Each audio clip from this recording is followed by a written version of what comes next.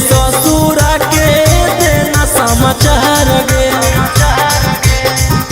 बैठ के गेली गे छौड़ी तू डोली में, जल्दी से ससुरा के देना समाचार गे। कोइला कई बुतरुए नियन टूटल न चोली सियन, बरलै खाली छौड़ा हमारा गोद गोद रे। हमारो बोला मुआ के है नहीं बोधे रे, ढोड़िया चाकर कल कर कूदे कूदे रे। हमारो बोला मुआ के है नहीं बोधे रे, ढोड़िया चाकर कल कर कूदे कूदे रे।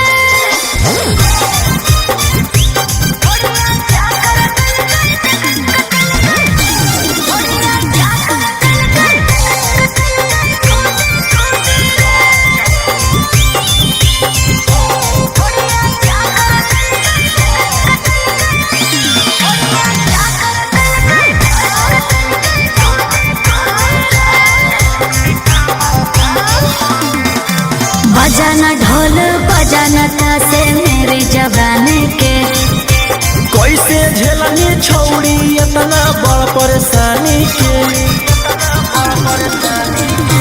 हे रे बजाना ढोल बजाना तासे मेरी जवानी के, कैसे झेलनी छौड़ी इतना बड़ परेशानी के। सोचल ने सपना पुरलै छौड़ा रे जिया न जुरलै, जियो ही आई हमारो जा घोटे घोटे रे। हमारो करे जाओ के है नहीं बोधे रे, ढोरिया चाकर कल कर कूदे कूदे रे।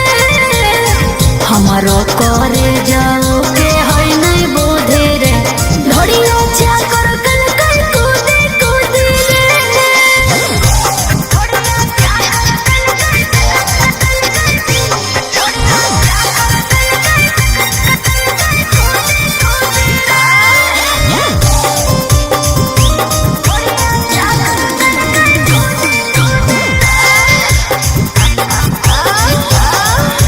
जब जब उठाई तब रखरिए सुतो है, कौना बात लेके पियावा रोज रूठो है।